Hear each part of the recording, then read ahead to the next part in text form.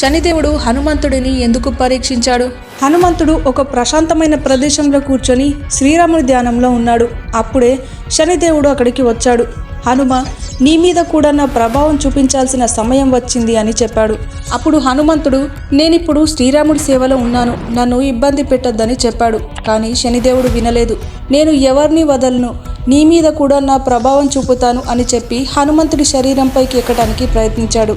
ముందుగా హనుమంతుడి తలపై కూర్చున్నాడు. అప్పుడు హనుమంతుడు ఒక భారీ రాయిని తన తలపై పెట్టుకున్నాడు. దాంతో శనిదేవుడికి చాలా ఇబ్బంది కలిగింది. అయినా శనిదేవుడు వదల్లేదు. హనుమంతుడు మరో భారీ రాయిని తీసుకుని తన తలపై పెట్టుకున్నాడు. ఇక శనిదేవుడు తట్టుకోలేకపోయాడు. హనుమ, నన్ను విడిచిపెట్టు, ఇక నీ జోలికి రాను అని వేడుకున్నాడట. అప్పుడు హనుమంతుడు శనిదేవుడిని విడిచిపెట్టాడు.